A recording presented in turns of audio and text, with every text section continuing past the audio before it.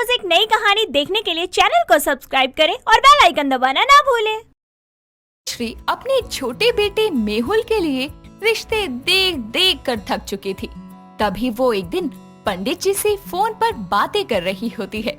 तभी वहाँ उसका बेटा मेहुल आता है। अरे पंडित जी रहने दीजिए, बथेरी लड़कियाँ देख ली, मुझे तो कोई भा ही नहीं रही। सच बताऊं तो थक गई हूँ मैं, इसलिए थोड़े दिन ये रिश्ते लाना कम करो आप भी, रखती हूँ। क्यों इतना परेशान हो रही हो? मैं कौन सा बुढ़ा हुए जा रहा हूँ जो मेरी शादी की जल्दी कर रही हो? अरे तेरा भी घर बस जाएगा तो मैं चिंता मुक्त हो जाऊंगी, पर कोई मिल ही नहीं रही। मैं तो कहती हूँ तुझे ही कोई पसंद है तो बता दे, मैं शादी करवा दूंगी। वैसे भी बड़ी बहू के मायके से आने से पहले रिश्ता तय हो जाए तो सही है। ऐसा क्यों माँ? वरना वो अपने खानदान से किसी अपनी जैसी का रिश्ता उठा कर ले आएगी। अगर ऐसी बात है तो ठीक है, मुझे एक लड़की पसंद है, आप बस उसके घर वालों से बात कर लो। वारे मेरे शर्मीले सपूत, मेरे पूछने का ही इंतजार था क्या? पहले ही बता देता तो मुझे इतना परेशान नहीं होना पड़ता। ठीक है, मैं बात आगे बढ़ाती हूँ। ठीक है माँ, और वो लड़की? अरे लड़की तेरी पसंद की है, यही बहुत है, और कुछ नहीं जानना मुझे। और चिंता मत कर, कोई सवाल नहीं पूछूंगी उससे, बस एक बार देख लूंगी शक्ल सूरत, ठीक है? भाग्यश्री मेहुल की सारी बातें सुने बिना ही अपनी बात कहकर कमरे में चली जाती है। कुछ दिनों में भाग्यश्री मेहुल की पसंद की लड़की आरजू के घर वालों से मिलकर जल्दी ही रिश्ता पक्का कर देती है और अपनी बड़ी बहू पारुल के लौटते ही मेहुल और आरजू की शादी करवा देती है। अगले दिन भाग्यश्री किचन में जाती है तो देखती है कि दोनों बहुएं वहीं हैं। तभी वो आरजू से कहती है, बहू आज तेरी पहली रसोई है, कुछ ना समझ आए तो अपनी भाभी से पूछ लियो। हाँ हाँ चाचू माँ, मैं तो इत्थे तपते थदमा रही हूँ। अले ओहो, अरे पहले मुझे तो समझा क्या कह रही है। 2 सालों से मुझे तेरी तोतली बोली ढंग से समझ नहीं आई, तो इस कल की आई बेचारी को क्या समझ आएगी? त्यों थमद नहीं आएदा, था तू माँ मुझे थप थमा डाला है। अपनी दूसरी बहू की तुतलाती बोली सुनकर भाग्यश्री तो जैसे सदमे में चली जाती है और अपने कानों को खुजलाती हुई कहती है, अरे छोटी बहू, तू क्यों बड़ी बहू की नकल कर रही है? ठीक से बोल। ठीक ते ही तो बोल रही हूँ छाछू माँ, और तेछे बोलते हैं। अले अले तुम तो तोतली नितली। नहीं नहीं, कहीं तुम मेरी नकल तो नहीं तल्ली ना? नहीं नहीं, मैं तू तिछी नकल करूँगी, मैं तो हूँ ही तोतली। हाय दैया, क्या तलने बैठी हो तुम दोनों? मेहुल मेहुल नलायक इधर आ। भाग्यश्री के जोर से चिल्लाने की आवाज सुनकर मेहुल भागा भागा वहाँ आता है और अपनी माँ को गुस्से में देखकर कहता है, क्या है माँ, क्यों ऐसे चिल्ला पड़ी? क्या है? नमूनी है तेरी पत्नी, ये तुतला क्यों रही है? और इसके तोतली होने की बात तूने मुझे पहले क्यों नहीं बताई? मैं तो बता ही रहा था, लेकिन आपने सुना कहाँ? और वैसे भी ये हमेशा से तोतली नहीं थी, वो तो छोटी उम्र में एक नुकीला पत्थर इसकी जुबान को लग गया था, तब से ये तुतलाने लगी। अरे क्या फर्क पड़ता है उन बातों से? असलियत तो ये है ना कि तेरी इस तोतली आरजू ने मेरी एक ठीक ठाक बहू पाने की आरजू का गुड़ गोबर कर दिया। अले छाछू माँ तो क्या हो दिया, छोड़ो ये सब और ये बताओ पहली रसोई में क्या बनाना है? गोबर बना दे। हाय राम, एक कम थी क्या जो 2-2 तोतली बहू मेरे मत्थे मर दिया आपने? अले आलतू, मैं बताती हूँ, तातू माँ तो पलेतान मत तलना, और देवल दी आप भी अपना ताम तलो। भाग्यश्री वहाँ से अपना माथा पीटते हुए चली जाती है और मेहुल भी उसके पीछे पीछे चला जाता है। कुछ दिन तो दोनों बहुएं मिलजुल कर रहती है, लेकिन उसके बाद दोनों के ही तेवर दिखने लगते हैं। एक दिन रसोई में दोनों खाना बनाने पहुँचती हैं। तभी आरजू कहती है, आज तो मैं धुइयाती थपदी और पलाथे बनाऊंगी। दिमाग में भूता बनाया था, अतिथि तो दुनिया नहीं पतन तो ताने में दाल ही बनाऊंगी ना। देखो दीदी, बहत मत करो, तहा ना थाना मैं बनाऊंगी, फिर क्यों दित कर रही हो? तो बैली रहता तल्ले तल्ले तो इते। मैं तू नितलू, आप नितलो यहाँ से। दोनों तोतली बहुओं की तोतली लड़ाई की आवाज जैसे ही भाग्यश्री के कानों में पड़ती है, वो मुंह बनाते हुए किचन में आती है और देखती है कि दोनों चमचा करछी हाथ में लिए खड़ी बड़बड़ा रही हैं। तभी भाग्यश्री कहती है, अरे ओ तुतलियो, ये चमचा कड़छी लिए किचन में डांडिया खेलने आई हो, और ये कौन सा तुतला राग छेड़ रही हो दोनों? पाए ला दू छाछू माँ। क्या ला दूं? समझा के बोल बहू। अले पाए ला दू, मेला मतलब आज छिलवा दो। अरे क्या छिलवा दूं? 2-2 बहुओं के होते अभी मैं सब्जी छीलूं क्या? ते तातू माँ भी एक नंबर ती धिलांद है, बोलो मुझे तमदाती है तुत। देख लो सातू माँ, दीदी मुझे लछोई से बाल निकाल ली है। हाँ तो मुझे खाना बनाने ही नहीं दे ली। ये तो समझ आ रहा है, चलो लेकिन रसोई में लड़ने से क्या होगा, दोनों मिलकर खाना, मेरा मतलब खाना क्यों नहीं बनाती। जब मैं पूरा खाना बना सकती हूँ तो तीची की मदद क्यों लूँ? तूती तुत्ते पहले ये मेली लतोई है। दोनों की बकबक सुन भाग्यश्री परेशान हो जाती है और दोनों के हाथ से चमचा करछी जमीन पर पटक कर कहती है, चुप कर जाओ वरना बेलन से तुम दोनों को ऐसा सूत कर रसोई से ही बाहर कर दूंगी। अरे तोतलियों, जितना तुतला कर बोलती हो ना उतना ही हाथों को चला लेती तो अब तक खाना बन चुका होता, पर नहीं, तुम दोनों तो लगी पड़ी हो। हाँ तो और क्या तले? मेरे सर पर नाचो, अरे काम करो, वो भी बिना झगड़े, समझी? चलो लगो काम पर। जी चाचू माँ। इतना कहकर दोनों एक दूसरे को घूरते हुए काम करने लगती हैं। समय बीतता है। एक शाम भाग्यश्री गली में टहलने निकलती है। तभी पड़ोस में रहने वाले चौबे जी उसे टोकते हुए कहते हैं, राम राम कह रहे भाग्यश्री जी, हाल चाल कैसे हैं आपके? सब ठीक है। आए हाय, ये तोतली बहुओं की आदत के चलते मैं भी तुतला रही हूँ। क्या कहा? खैर छोड़िए, वैसे मानना पड़ेगा नाम भाग्यश्री और भाग्य भी चमक गया है आपका 2 बहुओं की सास बनने के बाद। अरे जिसकी दोनों बहुएं तोतली हो उस सास का भाग्य तो अभाग्य ही होता है। जब भी उनकी बोली सुनती हूँ लगता ही नहीं 2 जवान बहुएं हैं घर में, ऐसा लगता है 2 बच्चियाँ घूम रही हैं। फिर तो और सही है, बहुओं में ही बच्चों का सुख प्राप्त हो जाता होगा आपको। बहुत हंसी आ रही है ना आपको? लगता है आपकी मैडम घर पर नहीं है, तभी आप यूँ खुले सांड की तरह भटक रहे हैं। जाकर अपना काम कीजिए। इतना कहकर भाग्यश्री वहाँ से मुंह बनाती हुई चली जाती है। समय के साथ उसकी दोनों बहुओं की रसोई में लड़ाई करने की आदत बढ़ती जाती है, जिससे छुटकारा पाने के लिए भाग्यश्री दोनों को एक दूसरे की पसंद का पकवान बनाने को कहती है। तभी रसोई में आरजू कहती है, अभी पाव भाजी कैसे बनती है मुझे क्या पता। पाव पाती पेली पेवलेट, अले मैं मदद तलूंगी तुम्हारी, लेकिन मुझे भी मालपुए बनाने हैं, पर मुझे बनाने ही नहीं आते। मालपुए मुझे आते बनाने, मैं आपकी मदद कर दूंगी।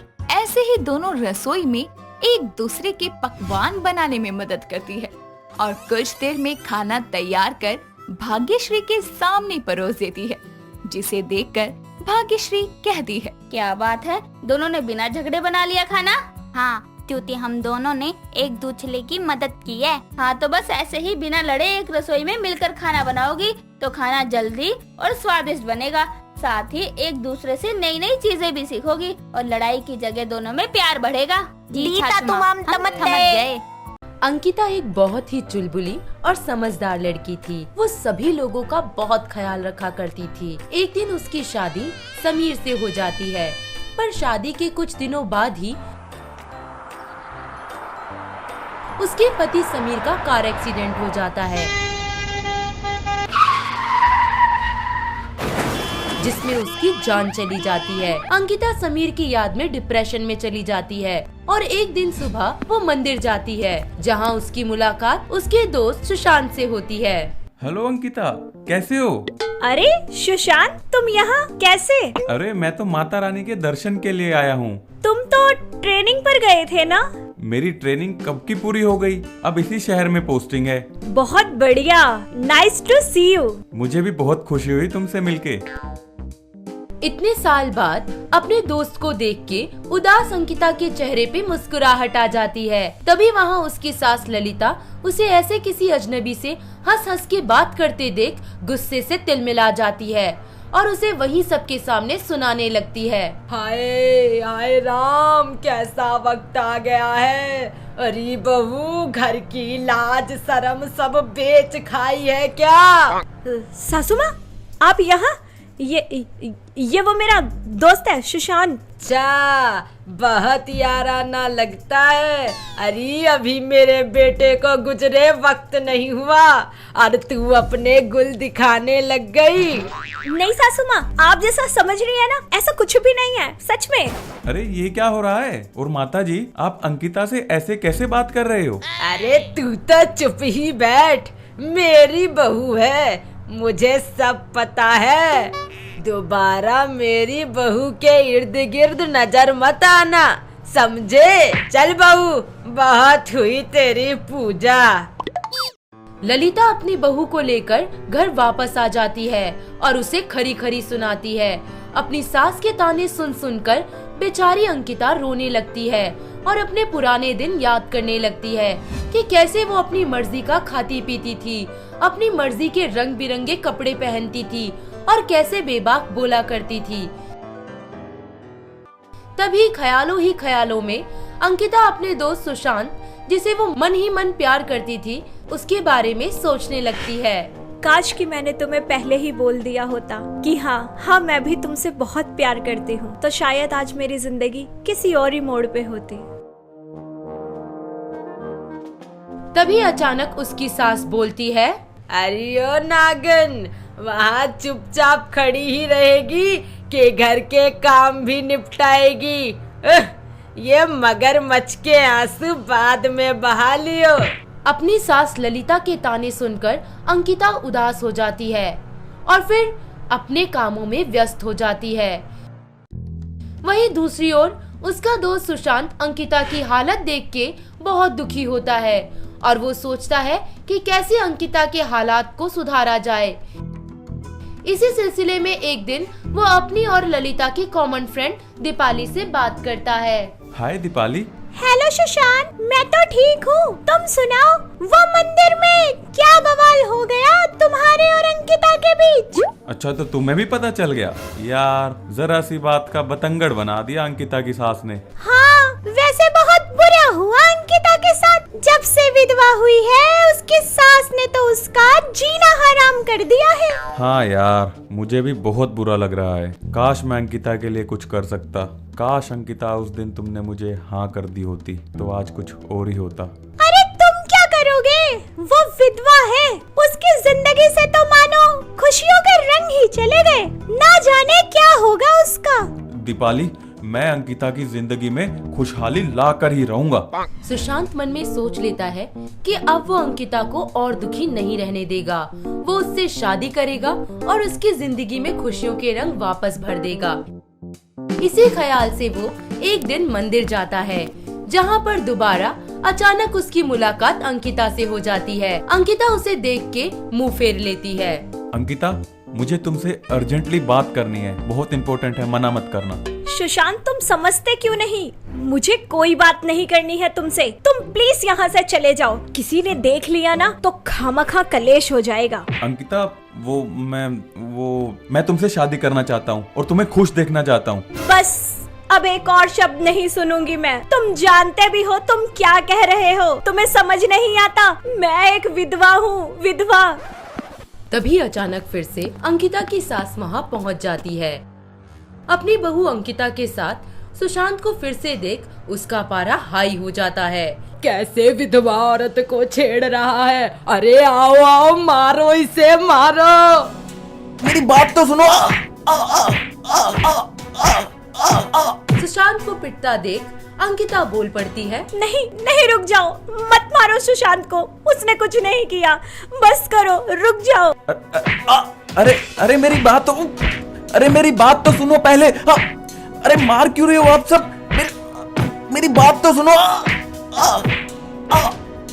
है बड़ा पुराना याराना है। अरे कुलच्छनी, तुझे लाज नहीं आती? बस कीजिए आप, कितना सुनाएंगी?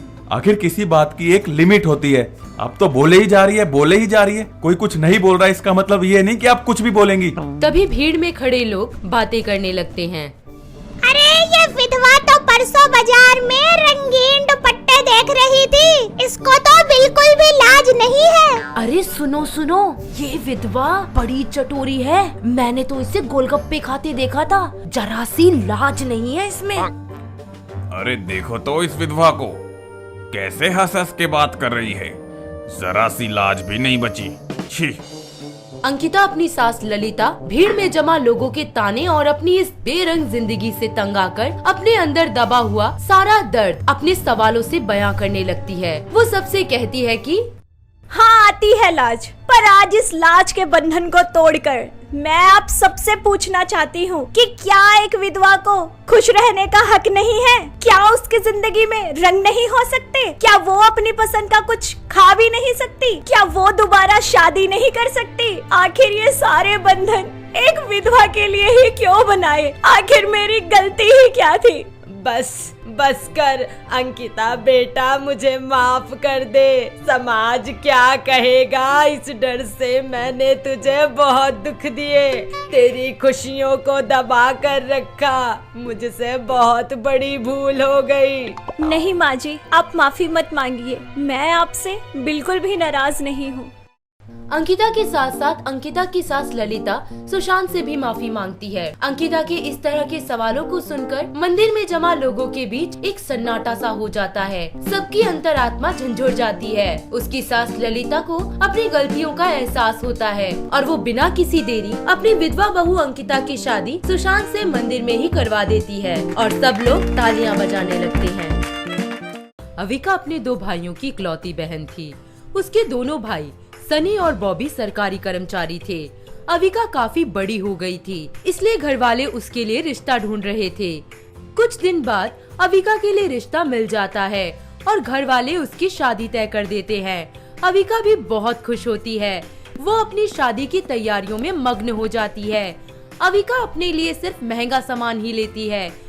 एक दिन अविका अपने दोनों भाइयों से बोलती है, मुझे तुम दोनों से गहने और दहेज का सारा सामान चाहिए, वो भी ब्रांडेड। ओए, पर तेरे ससुराल वालों ने तो दहेज लेने से मना किया था ना। अरे मैंने कब कहा कि मुझे दहेज ससुराल वालों के लिए चाहिए? ये सारी चीजें तो मुझे अपने लिए चाहिए। अच्छा ठीक है, हम तुम्हें ट्रक भर के दहेज देंगे। अब तक खुश है ना? देखते ही देखते अविका की शादी हो जाती है और उसके दोनों भाई उसे बहुत सारे गहने और दहेज का सामान देते हैं। ये देखकर अविका की सास उससे बोलती है, बहू, हमने दहेज लाने से मना किया था, फिर भी तुम इतना सारा दहेज ले आई। अरे सासू माँ, ये सब मैं अपने लिए लाई हूँ, आप इन्हें यूज मत करना। अविका की बात सुनकर उसकी सास चुप हो गई। दिन बीतते गए और अविका का लालच बढ़ता ही गया। अब उसे जिस भी चीज की जरूरत होती वो अपने भाइयों से मांग लेती। ये बात उसके ससुराल वालों को बिल्कुल भी पसंद नहीं आती थी। एक दिन अविका के पति विवेक को कुछ पैसों की जरूरत पड़ जाती है। वो अविका से बोलता है, अरे अविका, तुम्हारे पास कुछ पैसे है क्या? वो मुझे अचानक कुछ जरूरत पड़ गई है। अरे वाह, आज तक तो तुमने मुझे 1 फूटी कौड़ी भी नहीं दी और आज मुझसे पैसे मांग रहे हो।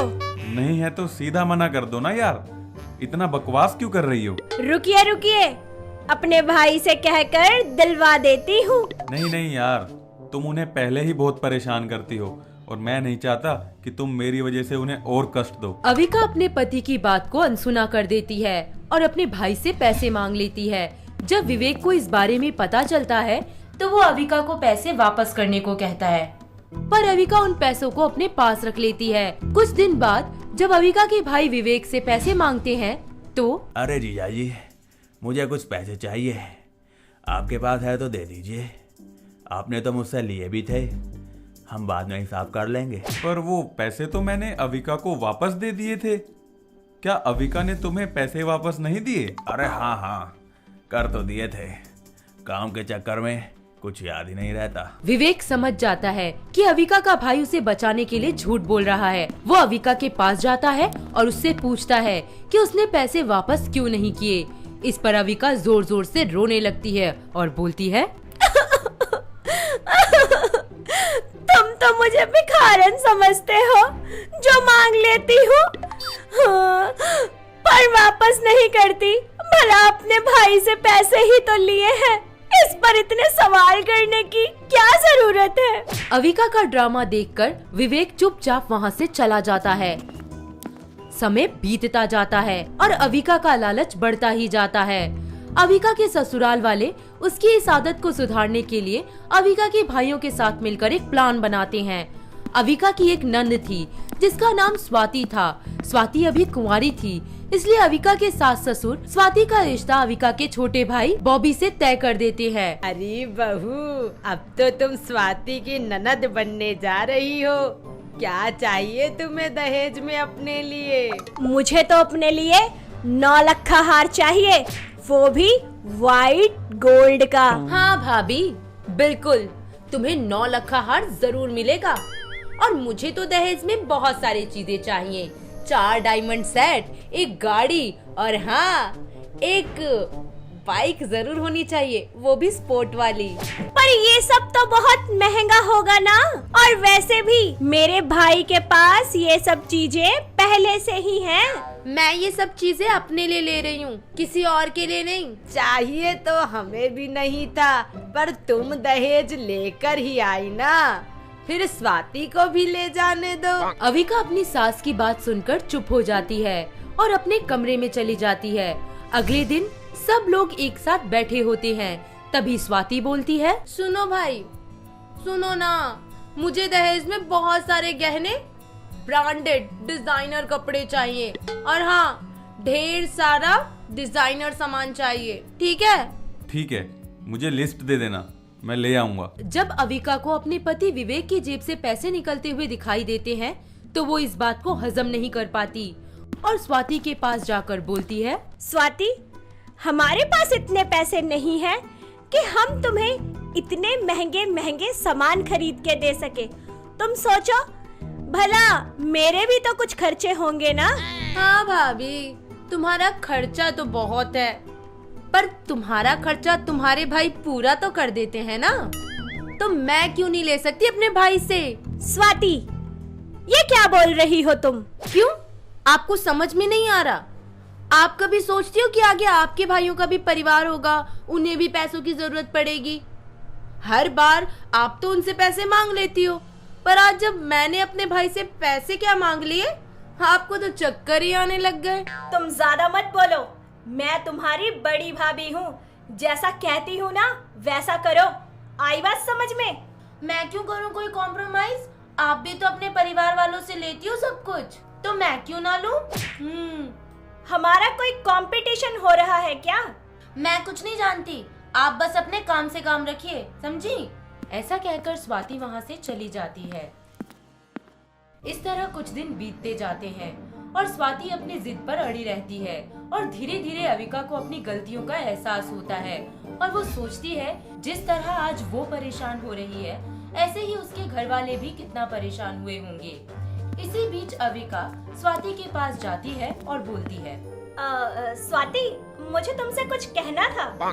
हाँ जी, कहिए ना, फिर से कोई नई शिकायत लेके आई हो?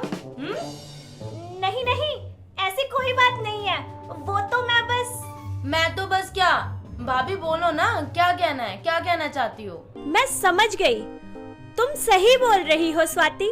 अपने लालच और स्वार्थ के कारण मैंने ये कभी सोचा ही नहीं कि मेरे कारण मेरे परिवार को कितनी मुसीबतों का सामना करना पड़ा होगा। और आज जब ये बात मुझ पर आई है तो मुझे समझ आ गया है कि मैंने अपने भाइयों के साथ बहुत गलत किया। अब जब आपको ये सब समझ आ गया है ना, तो आप अपने भाइयों से माफी मांग लो और मुझे भी माफ कर दो। मैंने ये सब सिर्फ आपको आपकी गलती का एहसास दिलाने के लिए किया था। अविका को स्वाति की बात समझ आ जाती है। वो अपने भाइयों से माफी मांग लेती है और लालच का भी त्याग कर देती है, जिसके बाद अविका का पति विवेक भी उसे किसी चीज की कमी नहीं होने देता और वो सब खुशी खुशी एक दूसरे के साथ रहने लगते हैं। अगर आपको ये वीडियो पसंद आया हो तो इसे लाइक कीजिए, चैनल सब्सक्राइब कीजिए और कमेंट करके बताइए कि भविष्य में आप कौन सी कहानी देखना पसंद करेंगे।